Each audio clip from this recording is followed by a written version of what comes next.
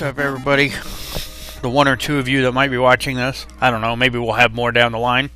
This was a game that I actually recorded when I first got, and I think I had my microphone setting. I must have had it accidentally muted.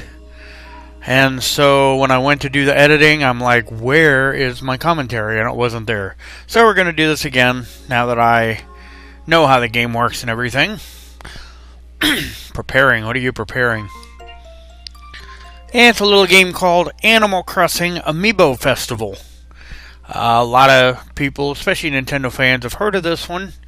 Quite a few were really disappointed because this isn't the full Animal Crossing game we were hoping we'd get on Wii U. I am pretty much in that camp. But I will say I've also come to terms with it, and you know, I find this game fun for what it is. You know, I'm not going to let the disappointment of it not being a regular, full-blown Animal Crossing game take away from the fact that, yeah, I mean, it's fun for what it does. And so we're going to get into this. Now, I've got a few different Amiibo characters that work with this game. And we will use, in this case, let's use Toda KK, also known as KK Slider. Here's our little like plaza area on the upper left here. I'll touch that one. These are like mini games here. This is Acorn Chase. You see the little where they're walking down there in the preview. You have to swipe. It's like when you start the game, you swipe 3 of the cards, because this game uses Amiibo cards as well as the regular Amiibo. And you have 3 characters. And you need to move each time by swiping that character. And what you do in that mode is you have to pick up the keys and then get to the door. But while you're doing that, and you could maybe barely tell that you're being chased. I'm going to let this run for just a second here. You can kind of see it where the letters are going to the left. It's kind of hidden from view. Now it's going to come up into view. Right there, you got that little cart coming after you. So if it touches the last character, or any of your characters, then you don't make it out. So you kind of need to not only plan to get the acorns, the good acorns, don't worry about the rotten ones. You not only have to get those, you have to do it quick enough so that that doesn't catch you. And you also have to kind of plan your route. Because if you go like in a circle, it's okay to do that. You can go over areas you've been. But of course, it will give the whole thing trailing you a better chance to catch you. Now we come to this game, the next one down, Mystery Campers. This is kind of like, there was an old little, like a pegboard type game when I was a kid. It was called Mastermind. And this is similar to that. You have your 4 characters. Again, you take your Amiibo cards, you scan in the 4 characters. And then you go and you determine who's in which tent. Now, as you can see on the little thing in the upper left corner, it indicates to you... Actually, I think you scan in 6 cards, if I remember correctly. So 4 of them are hiding. So there's a couple of them that may not even be in tents. And so after you scan them, the number in red indicates you got one exactly right. The one in yellow indicates you have a character that is in a tent, but it's in the wrong tent. However, it doesn't tell you specifically which is which. Like, it doesn't say you got this character exactly right. So you need to try to figure out, like on your own. So if you switch 2 characters and one of the ones that was right becomes not right, you know, you basically have to be real clever about it. Now the next one here, this is Quiz Show. This one I haven't actually really messed with that much. The questions are really difficult. Like in this example here, it'll show you like that, and it will ask you, what's the name of this clothing? So unless you're an absolute Animal Crossing diehard, really difficult stuff. Okay, the next one over. This is a luck-based game. On each Amiibo card, there is a number on it because there's a bunch of little different stats, and one of them is like a dice number. And so you and however many other players are playing, so 2, 3, or 4 of you, there will be 3 turns each, and you determine how many spaces you want to go. But you see the little dig spot right in front of where Stitches is, the character just walked over it. Some of those could be a pit just like that, and when that happens you lose half of your apples. So you're kind of trying to balance, do you want to gamble for the bigger plate of apples, or do you want to try to not fall? But not every one of those is a pitfall. Some of them are okay. Kind of like seeing right there in that example. That one was not actually a pitfall. So it's pretty luck-based, but it is kind of suspenseful. The next one over... Now this one's actually much cooler than I thought it was going to be. Amiibo Card Battle. Once again, you scan in 6 playing cards, or 6 of the Amiibo card, whichever 6 you want to use out of the ones that you have. And the goal is to play the card, again, based on the dice that are on the card. You're trying to play the card that has a higher number. Now there's that little thing you just saw in the little video right there. Each card, because every character in Animal Crossing has a date of birth, and they have a zodiac, which is in that little crystal ball in the bottom center of the preview pane. Now, if anybody plays that card, or plays a card that has that symbol, then the high-low will reverse. Look in the upper left corner of the preview. Now, a low number, or the 1 is greater than 6, so that would mean a low number wins over a high number.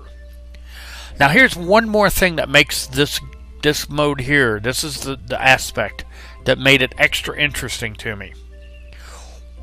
Now, even though you use the same 6 cards for everybody, because you scan in 6 at the beginning, and you take turns, when you yourself play a card, so like, say the left person with the Stitches character, once they've played Stitches, that person cannot play Stitches again. So that becomes a strategy. So in the later rounds, you're trying to look at your cards and you're trying to determine, based on the 6 cards, what did your opponent play? What can I play? You know, what you're just trying to basically balance out all the cards. Actually gets really strategic, and you can actually spend a couple of minutes trying to think of all the possibilities. I haven't done it with 3 or 4 people, which I'm sure would be just extra hard. I've only done it with 2. Even then, lots of possibilities. Now this mode over here, you scan in 3 of your cards. Now each character has certain like little attributes, but the basic goal is to go through the island. You try to get to the little question mark spots. You're trying to find food and stuff, because each day, each character needs to eat. You have 7 days to leave the island. Well, what you need to do is you need to find the parts to make a boat. You need to find the logs, the sail, and be able to get off the island.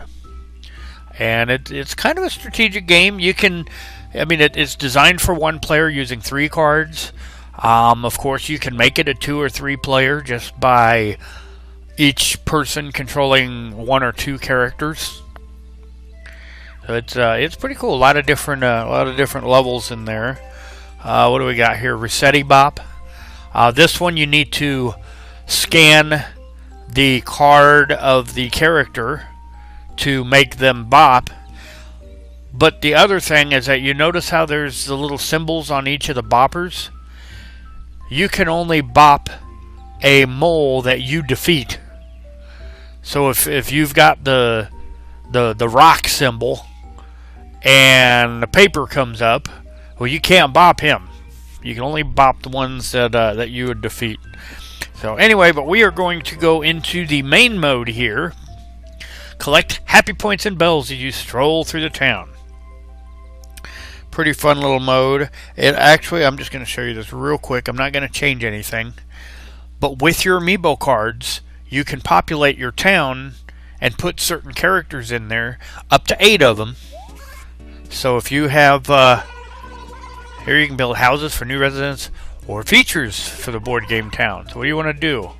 So if we go build a house. Okay, now you can't see it on the screen there, but on the gamepad you have the map of the world. And you can see who your characters are. And so once you populate your town, once you get it all populated, if you want to add another character, you have to make someone else move out. So, but you can influence, you know, who's in the town.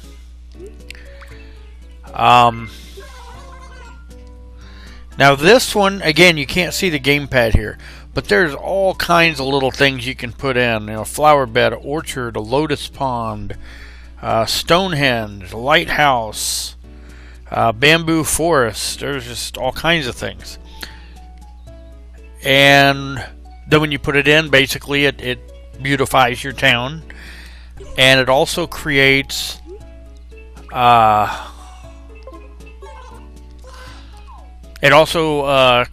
cutscenes that'll happen with the little story mode. When you land on spaces, it'll use what's in the town as like part of your story. So we're going to go in. This is being recorded in February, and so we happen to have February right there available. Each month, and I'm just going to show you real quick, they have different things that'll happen. You see the little Easter egg on the 27th on this one. You have you got your St. Patrick's Day on the 17th, though it might not be called that.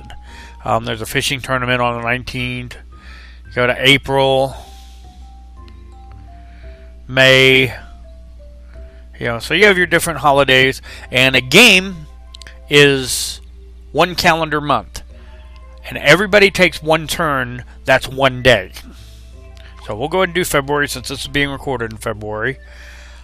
Now, if you play alone, 3 villagers will join you on a 4-player game. Is this okay? What if I put Then it won't let me play. So if you play with human players, you can play with only 2 of you. But if you're playing by yourself, you got to have 3 computers.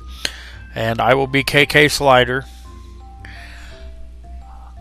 And let's see. Let me go.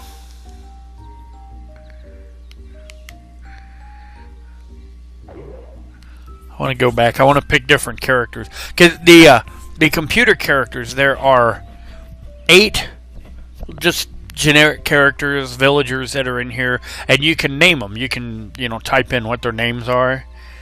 So I want, there's at least one that I want in there for sure.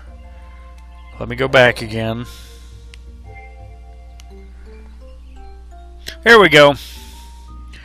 So we have, because I know there's one person who tends to watch these videos above anybody else. And